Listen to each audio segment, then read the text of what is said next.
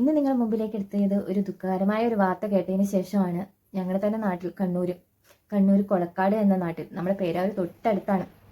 കൊളക്കാട് എന്ന നാട്ടിൽ ഒരു മകൻ അമ്മയെ കുത്തിക്കൊന്നു എന്ന വാർത്ത എല്ലാവരും ഹൃദയം പൊട്ടി കേട്ട ഒരു വാർത്തയാണ്. എല്ലാവരും കേട്ടവർക്ക് എല്ലാവർക്കും വിഷമം ഉണ്ടാക്കിയ ഒരു വാർത്തയുണ്ട്. എൻ്റെ വീട്ടിലും മകനുണ്ടല്ലോ എന്നൊരു ചിന്തയും പേടിയും, മക്കളെ പോലും പേടിക്കേണ്ട ഒരു അവസ്ഥയിലൂടെ മാതാപിതാക്കൾ കിടന്നു വരുന്ന ഒരു അവസ്ഥ ആയിപ്പോയി. അത് ചിലവർ എല്ലാവരും തന്നെ മക്കളെ കുറ്റപ്പെടുത്തുന്നു. അവൻ അതിൽ പെട്ടുപോയല്ലോ. അതൊരു പെട്ടുപോകലാണ്. അവരെ നമുക്ക് കുറ്റപ്പെടുത്താൻ പറ്റില്ല കേട്ടോ. അതിൽ പെട്ടുപോയാൽ നമുക്കൊന്നും ചെയ്യാൻ പറ്റാത്ത ഒരു അവസ്ഥയിലൂടെയാണ് കടന്നു പോകുന്നത് കേട്ടോ. നിങ്ങൾ എന്താണ് അതിൽ ചെയ്യേണ്ടതെന്ന് ഞാൻ ആദ്യം തന്നെ പറയാം. ഈ ദുഃഖകരമായ വാർത്ത എല്ലാവരും തന്നെ കേട്ട് കാണുമെന്നറിയാം. എന്തായാലും അതിനുശേഷം നിങ്ങൾക്ക് അറിവിലോ അല്ലെങ്കിൽ നിങ്ങൾക്ക് അറിയുന്ന രീതിയിൽ ആർക്കെങ്കിലും ഇങ്ങനെ ഒരു അവസ്ഥയിൽ പെട്ടുപോയാൽ അവരെ കുറ്റപ്പെടുത്തരുത് കേട്ടോ. ആ ഒരു അവസ്ഥയിൽ പെട്ടുപോയ കുറേ മക്കളുണ്ടാവും കേട്ടോ. നമ്മുടെ നാട്ടിലായിക്കോട്ടെ, എവിടെ ആയിക്കോട്ടെ, നിങ്ങളുടെ അറിവിലായിക്കോട്ടെ, അവരെ കുറ്റം ഒരിക്കലും പറയില്ല. അതൊരു പെടലാണ്. അതിൽ പെട്ടുപോയ ഒരാൾ മറ്റൊരാളെ പെടുത്തുകയും ചെയ്യും. പെടുത്തുകയെന്ന് വെച്ചാൽ അതിലേക്ക് പെട്ടുപോയ നമ്മൾ ഈ പറയുന്ന നമ്മൾ പോലും ഒരു രീതിയിലും രക്ഷപ്പെടാൻ പറ്റില്ല. ആ അവസ്ഥയിലേക്കാണ് ഓരോ നിമിഷവും ആയിക്കൊണ്ടിരിക്കുന്നത്. ഇപ്പോൾ സാധാരണ പോലെ കഞ്ചാവോ അല്ലെങ്കിൽ നമ്മളെ ബ്രാൻഡിയോ കള്ളോ അങ്ങനത്തെ ഒരു നമ്മളെ മദ്യത്തെക്കാളും അപകടമാണ് ഈ MDMA എന്ന് പറയുന്നത്.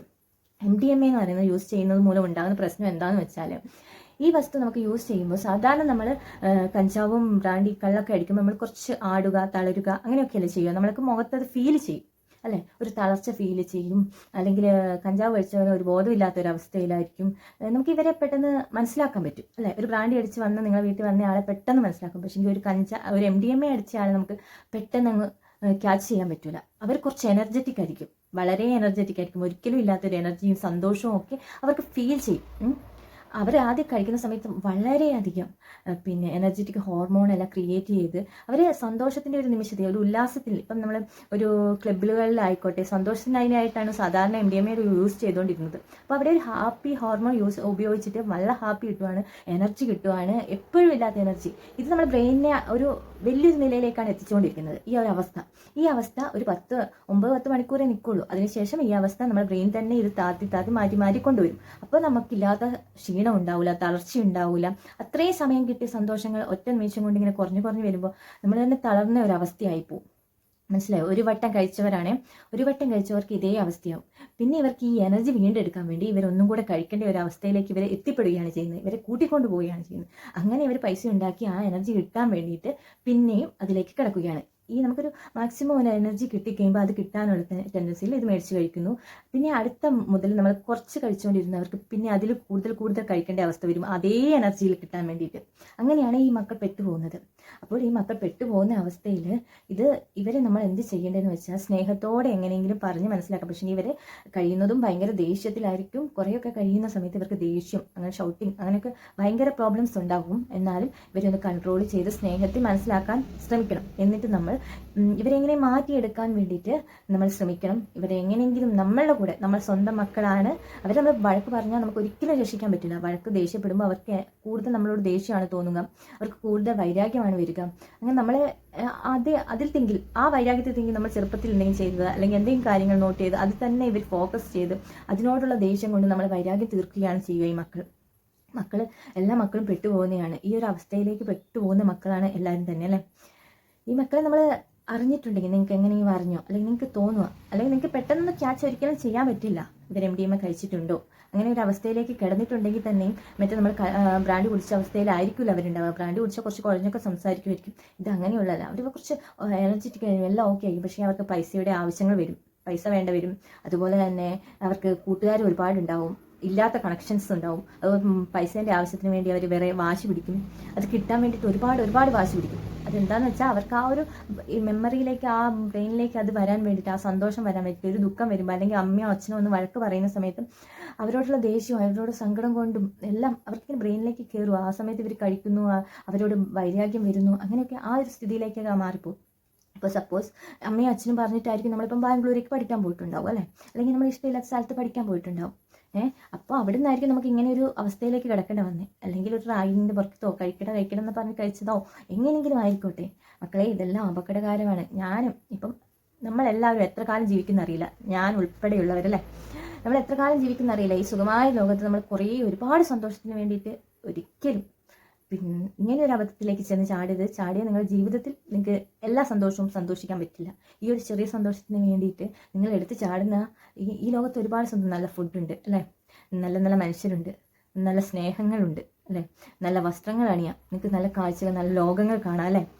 നമുക്ക് പൈസ സമ്പാദിക്കണം, എന്തിനു വേണ്ടിയിട്ട്? നല്ല ഫുഡുകൾ കഴിക്കാൻ. നിങ്ങൾ ഫുഡിനോട് ഇഷ്ടപ്പെടുക, ആഹാരം, ഓരോ ജീവൻ്റെ വിലയെ നിങ്ങൾ ഒരിക്കലും മാനിക്കുക. ഓരോ കുഞ്ഞുങ്ങളായാലും ആദ്യം തന്നെ സ്കൂളിൽ പഠിപ്പിക്കുക, ഓരോ ജീവനും അത്രയും വിലയുണ്ടെന്ന് തന്നെ ബ്രെയിനിൽ പഠിപ്പിച്ചെടുക്കണം നമ്മൾ. എന്നിട്ട് തന്നെ ലഹരിയിൽ അടിമയായവരെയെല്ലാം നമ്മൾ കൊണ്ടുവരേണ്ടത് നമ്മൾ ആദ്യം ചെറുപ്പത്തിലെ ബ്രെയിനിൽ തന്നെ പഠിപ്പിച്ച് കുട്ടികളോട് പഠിപ്പിച്ച് വരണം. എല്ലാ കുട്ടികളും ഒന്ന് ജസ്റ്റ് കൗൺസിലിംഗ് ചെയ്തിരിക്കണം. ഓരോ സ്കൂളിലും ഒരു കൗൺസിലറോ അല്ലെങ്കിൽ 2 കൗൺസിലറോ വെച്ചിരിക്കണം. തീർച്ചയായും അവരെ കൗൺസിലിംഗ് ചെയ്തിരിക്കണം. എന്തിനാന്ന് വെച്ചാൽ നമ്മൾ ബ്രെയിനിൽ എപ്പോഴും എല്ലാവരോടും പണ്ടത്തെ പോലെ സഹതാപം, സ്നേഹം, സഹാനുഭൂതി അത് മൈൻഡിൽ കൊണ്ടുവരണം. ഓരോ ജീവനും അതിൻ്റെ വിലയുണ്ടെന്ന് മനസ്സിലാക്കണം. നമ്മൾ കാരണം ഒരു ജീവനും ഒരു ബുദ്ധിമുട്ടും ഉണ്ടാവരുതെന്ന് നിങ്ങൾ ഓരോരുത്തരും പഠിക്കേണ്ടതാണ്. അതാണ് മെയിനായിട്ടുള്ള പാഠം. ഓരോ ജീവനും നമുക്ക് എത്ര നമ്മുടെ ജീവനെ ഇഷ്ടമുണ്ടോ അത്രയും തന്നെ മറ്റൊരു ജീവനും വിലയുണ്ടെന്ന് നിങ്ങൾ ഓരോരുത്തരും പഠിച്ചിരിക്കണം.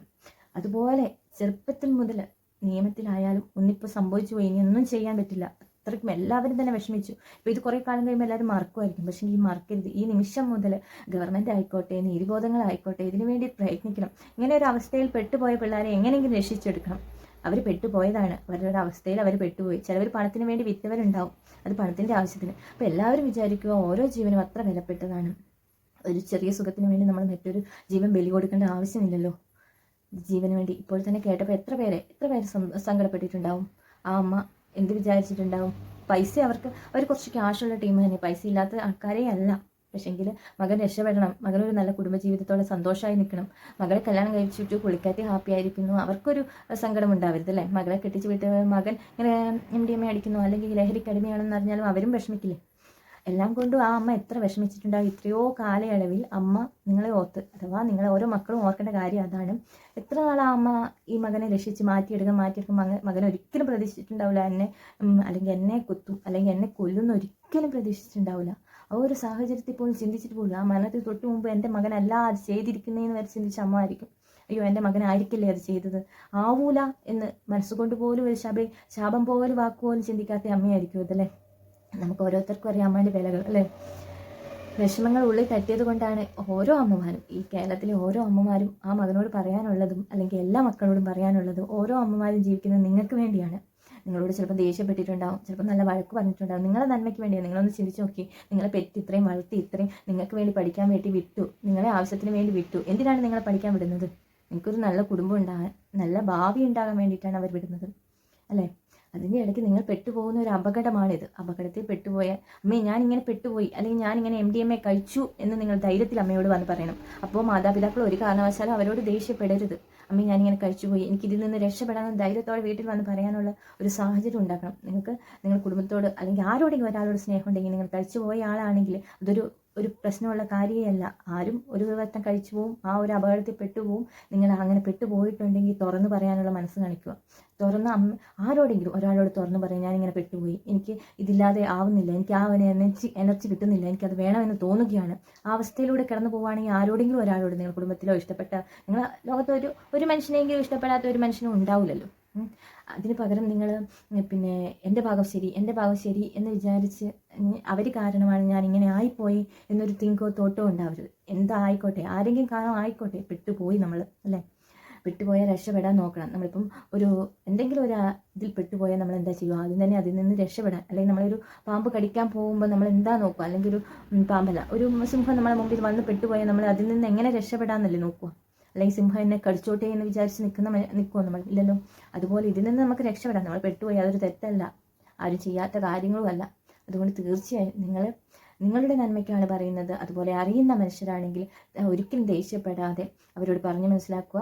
ഇന്ന് നമ്മളെ മകനാണെങ്കിൽ, എൻ്റെ മകനാണെങ്കിൽ നാളെ മറ്റൊരാളുടെ മകനായിരിക്കും. നമ്മൾ ഒരാളെയും കളിയാക്കാൻ പറ്റില്ല, ചിരിക്കാൻ പറ്റില്ല. അതൊരു ഇതാണ്. നിങ്ങൾ പറയുന്ന പോലെ അത് അവൻ്റെ കയ്യിലിരിപ്പോ അല്ലെങ്കിൽ അവൻ്റെ കുഴപ്പം കൊണ്ടോ അങ്ങനെയല്ല. അപകടത്തിൽ പെട്ടുപോകുന്നതാണ് ഓരോ സാഹചര്യത്തിൽ നമ്മളെ മക്കൾ ഓരോരുത്തരും പെട്ടുപോകുന്നതാണ്.